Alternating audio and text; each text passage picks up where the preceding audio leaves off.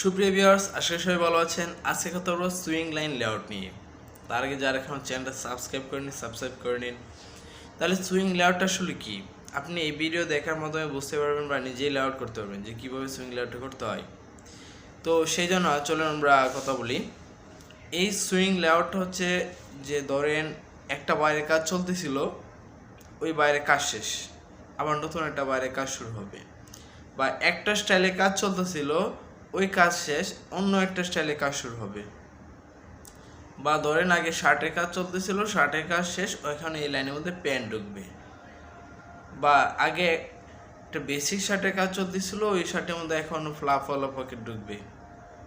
এরকম যে style change হয় বা বায়ার চেঞ্জ হয় একটা লাইনের মধ্যে, তখনই মূলত কী করা হয়, এই সুইং লাইনের লেআউটটা করা হয়। এই সুইং লাইনের লেআউট কিন্তু নানা ধরনের সিস্টেম রয়েছে।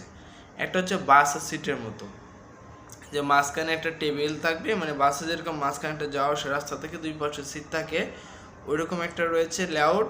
আর একটা হচ্ছে রাউন্ড, মানে একদম বৃত্তাকার বা স্টার আকৃতির, নানা ধরনের লেআউট রয়েছে। তার মধ্যে আমাদের বাংলাদেশে সবচেয়ে বেশি চলে আপনার বাস, সেটা মানে ওই একটা লম্বা একটা লাইন থাকবে, লম্বা লাইন বা লম্বা একটা টেবিলের সারি থাকবে, তার দুই পাশে কি থাকবে, আপনার মেশিন থাকবে।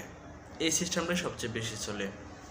ওকে, এখন এই সুইং লাইন লেআউটের জন্য ডিপার্টমেন্টাই টোটালি এই কাজটা করে থাকে। তার সাথে আরও যারা যে কাজগুলো রয়েছে টোটালি ডিসকাস করবো আজকের ভিডিওতে। আপনি ইজিলি বুঝতে পারবেন যে একটা সুইং লাইন লেআউটটা কীভাবে করতে হবে, এখানে কী কী জিনিস দরকার রয়েছে। এই জন্য ফার্স্টে কিন্তু একটা লাইন বুলেটিন শিট নিয়ে আসে। লাইন বুলেটিন শিট হচ্ছে ওই স্টাইলটা চালানোর জন্য কতগুলা মেশিন লাগবে, কোথায় কতজন হেল্পার লাগবে, এই সব কিছু আপনার এই লাইন বুলেটিনে দেওয়া থাকে। এখানে কোন মেশিনে কোন প্রসেসটা সেলাই করা হবে, কোন প্রসেসে কতটুকু সময় লাগবে, সব কিছু কিন্তু এই লাইন বুলেটিনে দেওয়া থাকে। তাহলে এই সব কিছু আপনার লাইন বুলেটিনে দেওয়া থাকে। এছাড়াও কি হয়,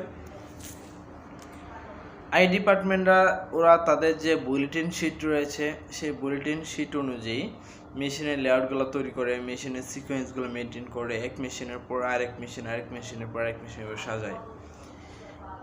তারা তাদের কাজটা করে, মানে তাদের যে রিসার্চ আছে, সেই রিসার্চের উপর ভিত্তি করে তারা কি করে, প্রত্যেকটা প্রসেস কি করে, কোন প্রসেসের পর কোন প্রসেস হবে, এটা কিন্তু তারা আগে থেকে রিসার্চ করে।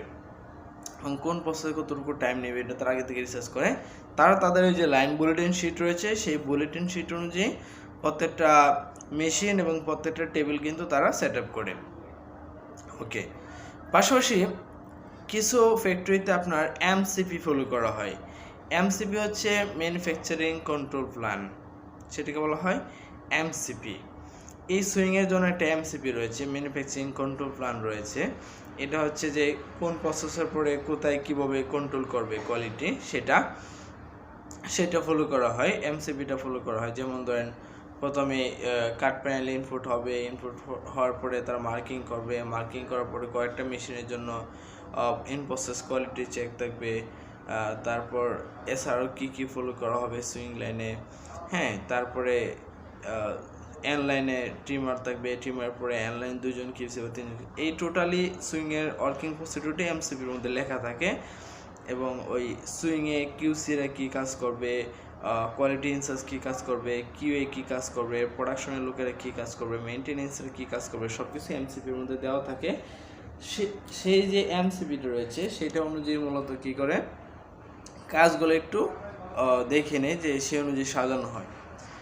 এই এমসিপির বাইরে আপনার যারা কোয়ালিটি পার্সন রয়েছে, কিউসি কিউএ পার্সন, তারা কি করে মাস্টার ফাইলটা কালেক্ট করে। এই মাস্টার ফাইলের মধ্যে কী কী থাকে আমি এর আগে একটা ভিডিওতে আমি শেয়ার করেছি, এবং আমার চ্যানেলে গিয়ে সার্চ করলে পাবেন। এই মাস্টার ফাইলে basically PP sample, tech pack, style file, PP comments, sized comments, তারপর এছাড়াও মেল কপি থাকে, বাইরে এসওপি থাকে, এবং আদার্স আরও অনেক ইনস্ট্রাকশন বা ফাইল থাকে এই মাস্টার ফাইলের মধ্যে। সেটা কালেক্ট করা হয়। কালেক্ট করার পরে প্রত্যেকটা মেশিনে কিন্তু প্রত্যেকটা প্রসেস সম্পন্ন হবে, তাই না? তো এই প্রত্যেকটা মেশিনের মধ্যে যে এসপিআইটা ঠিক আছে কিনা, এসপিআই মানে হচ্ছে স্টিচ পার ইঞ্চ, মানে ওই বাইরে যে মাস্টার ফাইলে বা বাইরে যে টেক পেক বা পিডিএম ফাইলে যতটুকু স্টিচ পার ইঞ্চ দেওয়া আছে ওইখানে ততটুকু আছে কিনা। তারপর প্রত্যেকটা মেশিনে যে নিডল সিলেকশন, মানে এটা মূলত যে ফেব্রিকটা ঢুকতেছে লাইনের মধ্যে ওই ফেব্রিক অনুযায়ী বা প্রসেস অনুযায়ী নিডলটা সিলেক্ট করতে হয়। ঠিক আছে, ফেব্রিকের ক্যারেক্টার ধরন অনুযায়ী নিডেলের সাইজ, স্ট্যান্ডার্ড যে সাইজটা আছে, যে সাইজের নিডেল ইউজ করলে কোনো রকম নিডেল মার্ক হবে না, কোনো ধরনের নিডেল কাট হবে না। হ্যাঁ, এটা সিলেক্ট করা হয়। তারপরে প্রত্যেকটা মেশিনের প্রসেসগুলো সম্পন্ন করার জন্য কোন মেশিনে কত টিকিটের সুতা লাগবে বা কোন কালারের সুতা লাগবে সেটা ট্রিম কার্ডের সাথে ম্যাচ করে, ওই প্রসেসের সাথে ম্যাচ করে প্রত্যেকটা মেশিনের সুতা এনশিওর করা হয়। তারপরে প্রত্যেকটা মেশিনের যে গাইডগুলো রয়েছে সেই গাইডগুলো অ্যাকুরেসি করা হয়, মানে প্রত্যেকটা মেশিনের গাইডগুলো প্রপারলি সেট আপ আছে কিনা। তারপর প্রত্যেকটা মেশিনের সুইং যে টেনশন রয়েছে সেটা ঠিক আছে কিনা। প্রত্যেকটা মেশিনের মধ্যে আপনার ওই ট্রাফিক লাইটের যে রিপোর্টটা ঝোলানো আছে কিনা, তারপর মেনটেনেন্সের যে চেক রিপোর্ট সেটা ঝোলানো আছে কিনা, তারপর মক আপ যেটা মানে ওই প্রসেসটা কীভাবে সম্পন্ন করবে সেটা ঝোলানো আছে কিনা, তারপর এসপিআই এর জন্য কিছু মক আপ থাকে সেটা ঝোলানো আছে কিনা, তারপর এসপিআই চেক দেওয়ার জন্য একটা টেমপ্লেট রয়েছে সেটা এখানে ঝোলানো আছে কিনা, তারপর নিডেল ব্রোকেন নিডেল কিনা বা নিডেলে কোনো বুতা হয়ে গেছে কিনা, হ্যাঁ শার্পনে চলে গেছে না সেটা চেক দেওয়া যায়।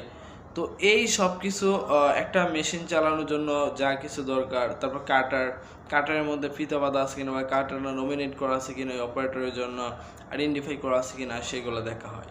মানে একটা মেশিন চালানোর জন্য যা কিছু দরকার সব কিছু ওই স্টাইলে আঙ্গিকে ঠিক আছে কিনা সেটা ফলো করতে হয়। এর বাইরে কাট প্যানেল, ফার্স্টে আপনাকে কাট প্যানেলগুলো চেক দিতে হবে। কাটিং থেকে হার্ড প্যাটার্নগুলো কালেক্ট করে অ্যাপ্রুভ হার্ড প্যাটার্নগুলো নিয়ে, যেখানে সিল সাইন স্টাইল নাম্বার সব কিছু দেওয়া আছে, সেই হার্ড প্যাটার্ন অনুযায়ী আপনাকে কাট প্যানেলগুলো চেক দিতে হবে।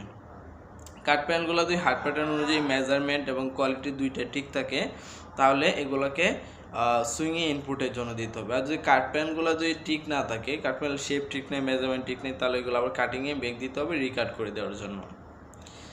পাশাপাশি কোন মেশিনে কোন ট্রিম অ্যাক্সেসরিজ ইউজ করা হবে সেগুলো আপনাকে সিলেক্ট করতে হবে। অবশ্যই ট্রিম কার্ডের সাথে মিলিয়ে নিতে হবে, প্রত্যেকটা ট্রিম অ্যাক্সেসরিজ ট্রিম কার্ডের সাথে মিলিয়ে নিতে হবে।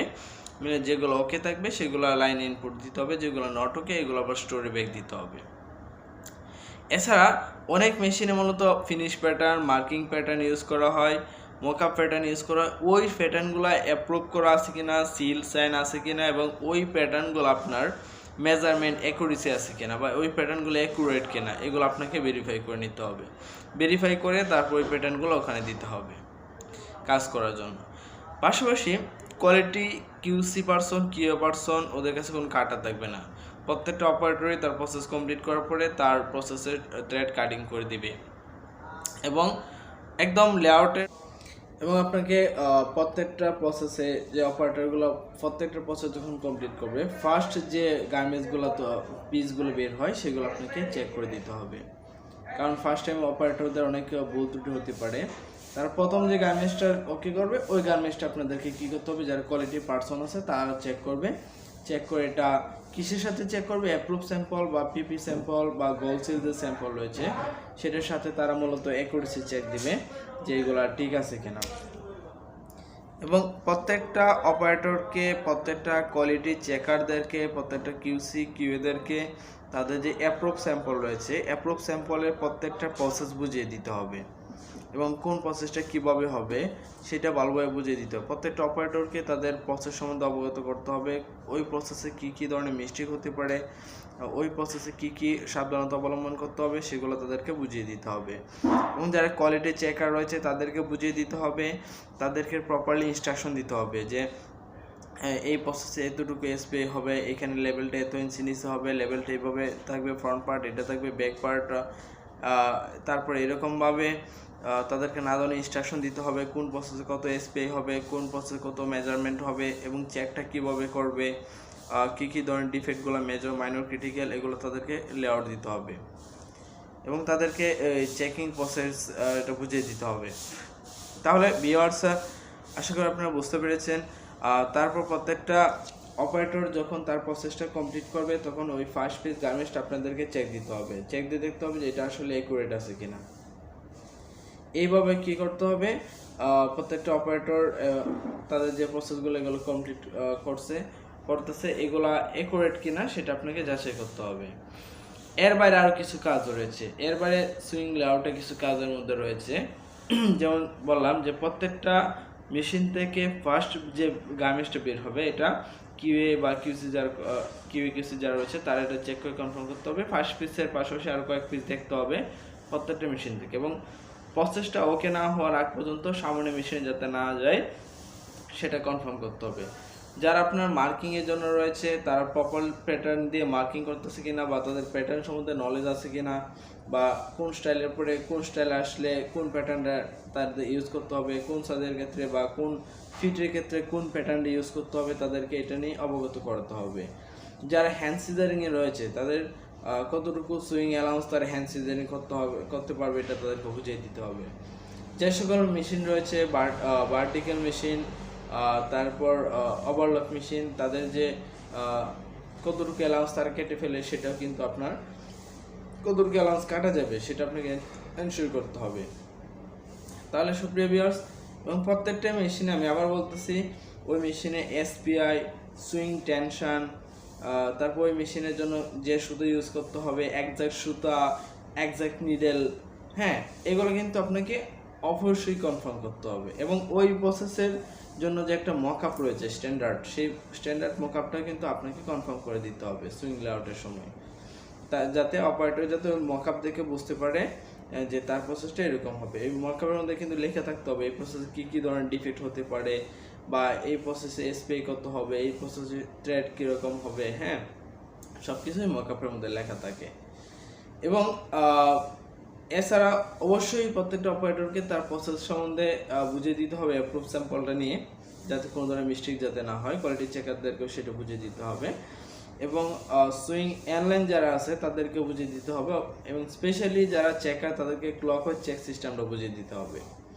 এবং সুইং অনলাইন টেবিলের মধ্যে যে প্রয়োজনীয় যে ডকুমেন্টসগুলো রয়েছে সেগুলো রাখতে হবে, যেমন ধরেন অ্যাপ্রুভ স্যাম্পল, পিপি কমেন্টস বা মাস্টার ফাইল, তারপর যে এসওপিগুলো রয়েছে স্ট্যান্ডার্ড, যেমন বাটনে অ্যাটাচ এসওপি, তারপর ধরেন broken needle policy, level management policy, হ্যাঁ তারপর এছাড়াও যেগুলো ওই স্টাইলি করে যত এসওপি রয়েছে, যত স্টাইল ফাইল রয়েছে, যত কমেন্টস রয়েছে, যত স্যাম্পল সব কিছু কিন্তু অনলাইন টেবিলে রাখতে হবে ওই লেআউটটা করার সময়, কারণ এগুলো লাগে।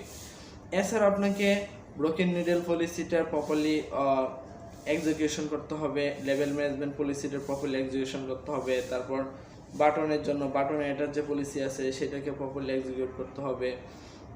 এইভাবে প্রত্যেকটা প্রসেস আপনাকে কি করতে হবে, এনশিওর করতে হবে।